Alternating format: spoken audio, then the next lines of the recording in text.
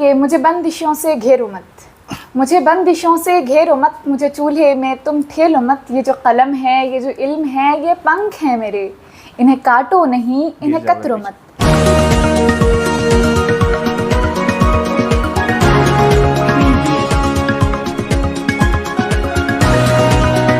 सिवान की बेटी यूसरा फातिमा, ये नाम आपने सुना होगा। सोशल मीडिया के जरिए कई न्यूज़ चैनलों पे भी दिखाया जा रहा है।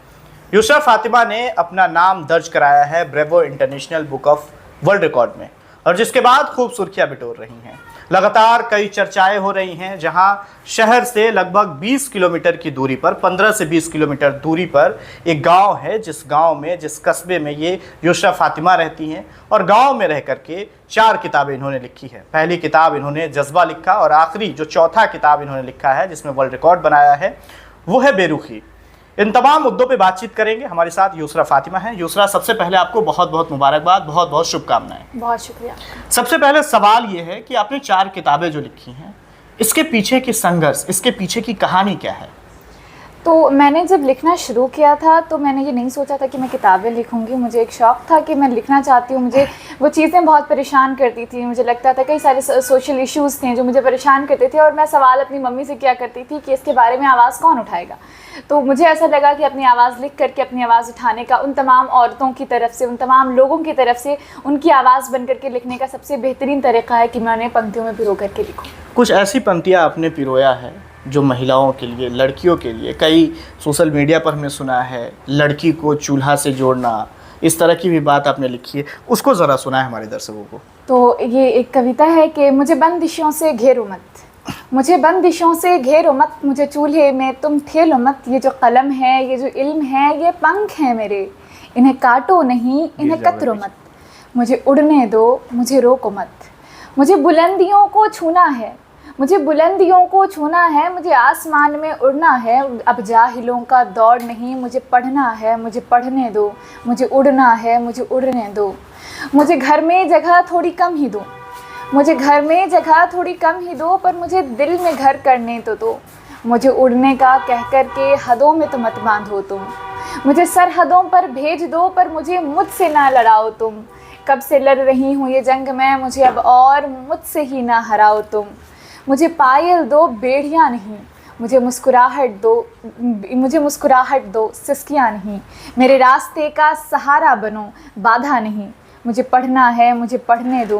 मुझे उड़ना है, मुझे उड़ने दो। मुझे रोको मत, मुझे रोको मत। चलिए, ये पहली किताब आपने जो लिखी है, जज्बा कुछ करने का, इसके पीछे का कारण क्या रहा, सोच क्या रहा, क्या आपने सोचा और कितनी संघर्ष हुई इस किताब को लिखने में? तो बेसिकली जब मैंने अपने स्कूल में एक दफ़ा मैगज़ीन की डिमांड हुई थी, तो उसमें मैंने अपनी कोई पोइट्री दी थी, और उस वक्त फिर मुझे ऐसा, मेरे साथ ये मसला है कि अगर मुझे कोई चीज़ अट्रैक्ट करती है तो मैं उसके बारे में बहुत सारा रिसर्च करती हूँ। तो मैंने उसके दौरान, मुझे एक ऐड दिखा था कि पब्लिशिंग कंपनी का, तो मुझे वहाँ से एक ख्याल आया था कि मैं भी अपनी बुक लिखूँ क्या। जबकि मेरे लिखने का जो ये था, पोइट्री लिखने का जो सफ़र था, वो काफ़ी बचपन में शुरू हो गया था। मैं करीब 6 साल की थी जब से मैं पोइट्री लिख रही हूँ। 6 साल की उम्र में? मैं 2nd स्टैंडर्ड में थी तब मैंने अपनी 4 पंक्तियाँ लिखी थी, और तब से मैं लिख रही हूँ। तो उसमें मेरी मम्मी को बहुत बड़ा क्रेडिट आता है कि वो मैं कुछ भी उन्हें सुनाती थी, सही गलत उल्टा सीधा, उन तमाम चीज़ों को लिख करके रख दिया करती थी, तो वो हमेशा से मेरे पास रही। तो उसके बाद मैंने सोचा कि मैं अपनी भी किताब निकालती हूँ।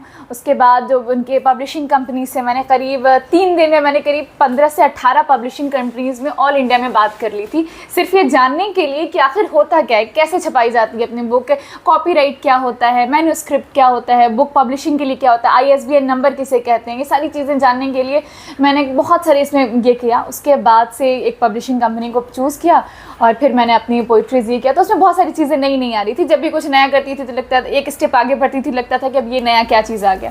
लेकिन ये था कि मेरी फैमिली का और मेरे सबका साथ, टीचर्स का, मेरे भैया, मेरे कज़न ब्रदर हैं शिमू भैया, उनका सबका मुझे बहुत सपोर्ट मिला, क्योंकि जाहिर सी बात है अगर आप बुक पब्लिश कर रहे हैं तो आपको कंप्यूटर का यूज़ करना पड़ेगा। और इस वक्त MS एक्सेल ये सब चीज़ों की मुझे उतनी नॉलेज नहीं थी, हालांकि हमारे स्कूल में सिखाया जाता है, लेकिन उतनी नॉलेज नहीं है कि आप एज ए प्रोफेशनल उसे यूज़ कर सके पब्लिश करने के लिए। तो मैं हर दूसरे दिन उनके पास पहुँच जाती थी, अब ये मुझे आगे बताइए ऐसे कैसे किया जाएगा, ऐसे मैंने कुछ गलत कर दिया तो फिर फिर उनसे सही करवाती थी।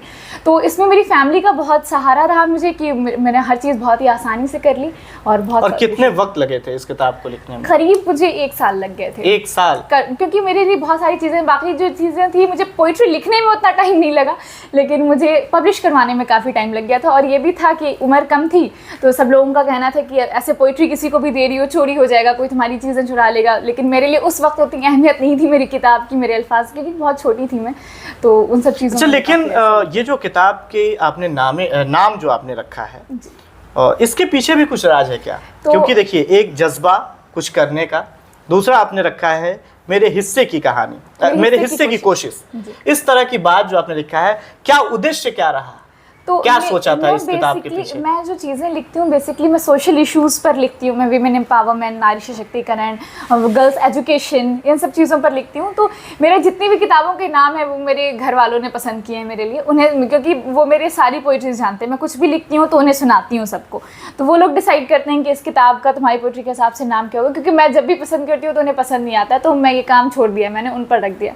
तो मेरी जितनी किताबें हैं उनका नाम मेरे घर वालों ने पसंद। अच्छा, किताब लिखना जब आपने शुरू किया, नाम भी घर वाले दे रहे हैं, तो ऐसा हुआ था क्या कोई 2-4 महीना या 1 साल कोई ऐसा वक्त बिता होगा जब आपने घर वालों को नहीं बताया होगा और किताब लिखना शुरू किया? नहीं, मेरे साथ क्या होता है कि मुझे घर वाले कहते हैं कि अब आगे लिखो, और फिर मैं थोड़ा सा लिखती हूँ और फिर मैं छोड़ देती हूँ आस्कत से। मैं बहुत लेजी इंसान हूँ, तो वो फिर मुझे बोलते हैं आगे करो, तुम नहीं करोगी, तुम नहीं करोगी। यानी एक लेजी इंसान 4 किताबें लिख करके वर्ल्ड रिकॉर्ड बना सकता है। इनफैक्ट मैंने वर्ल्ड रिकॉर्ड के लिए भी अप्लाई किया, तो मेरे घर वाले मुझे एकदम ये कह रहे थे कि तुम करो, तुम्हारा हो जाएगा। और ठीक है, रहने देते हैं, फिर सोचूंगी आगे, कभी मौका मिला तो करूंगी। तो मुझे अगर मेरे घर वालों का सपोर्ट ना मिले तो मैं कुछ भी ना करूँ, वो मुझे कहते हैं कि तुम करो।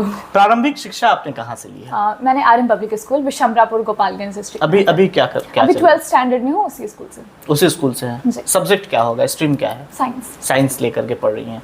अच्छा, किताब लिखने के इतने शौकीन जो है, ये शौक आपने कहा कि जब आप 6 साल की थी उस वक्त से ही ये हुनर आपके अंदर था, किताबें लिख रही थी।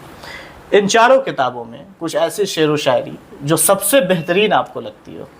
लगती तो सब होंगी क्योंकि आपने अपने हाथों से लिखा है। सकती मैं कि सारी बहुत मुझे पसंद, क्योंकि मेरे लिए, क्योंकि जो मुझे पसंद नहीं वो फिर मैंने छपवाया नहीं, तो मेरे लिए जो खास है सब। लेकिन एक शेर है जो कि मैं सबको बोलती हूँ, जो मुझसे पूछते हैं कि तुम क्या लिखती हो, तो मैं उनको ये बताती हूँ कि मैं राख को आग की ताबीर लिखती हूँ, मैं राख को आग की ताबीर लिखती हूँ, मैं शाम को रात की तस्वीर लिखती हूँ, और मैं लिखती हूँ हर बात को इंसाफ की स्याही से, मैं लिखती हूँ हर बात को इंसाफ की स्याही से, मैं ज़िंदगी को मौत की जागीर लिखती हूँ, मैं ज़िंदगी को मौत की जागीर लिखती हूँ।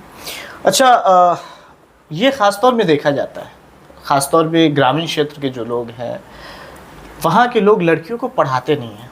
आज के दौर में भी अगर बात करें तो लोग मदरसे भेजते हैं, बच्चियाँ खूब पढ़ती हैं तो क्लास 10 तक पढ़ती हैं, मैट्रिक कर ली, बस शादी कर देनी है। उन लोगों से क्या अपील रहेगा? अगर शेर व शायरी के ज़रिए अगर कुछ कहना चाहें तो बताएं हमारे दर्शकों को। देखिए, मैं ये हमेशा से कहती हूँ कि हर इंसान को अपनी एजुकेशन कंप्लीट करने का पूरा हक़ है, चाहे वो लड़का हो या लड़की हो। आप उसे एजुकेशन जो है इंसान का बेसिक राइट है, आई थिंक, कि हर इंसान को, क्योंकि आपको वो एजुकेशन सिर्फ इसलिए काम नहीं आता कि आप किसी प्रोफेशनल पोस्ट पर चले जाएंगे या किसी आपको बड़े इंसान ये बन जाएंगे, बल्कि वो आपको एक बेहतरीन इंसान बनाने में भी, आपको सोचने की जो आपकी शक्ति होती है उससे बेहतर करता है, तो आपको एक बेहतरीन इंसान बनाने में भी करता है। और जैसे कि मैंने आपको अपनी पोइट्री भी सुनाई थी कि मुझे बंदिशों से घेरो मत, तो मैं विमेन एजुकेशन को हमेशा से ये तरजीह देती हूँ।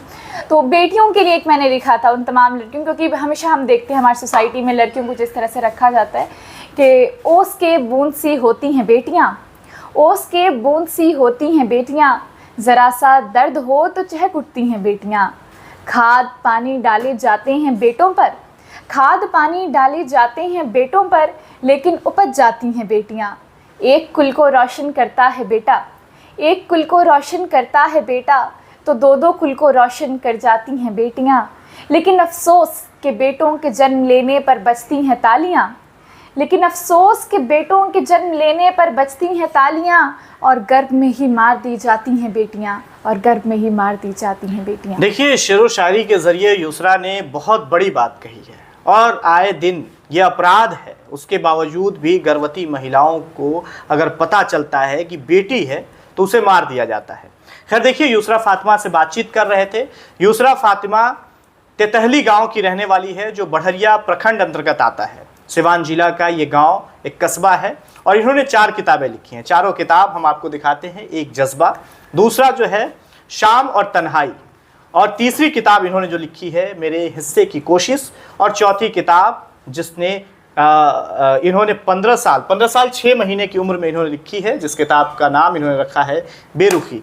और इसके बाद जो है कि इन्होंने वर्ल्ड रिकॉर्ड बनाया, इन्हें एक सर्टिफिकेट भी मिला है। विजुअल के माध्यम से आप तमाम तस्वीरें भी देख रहे हैं।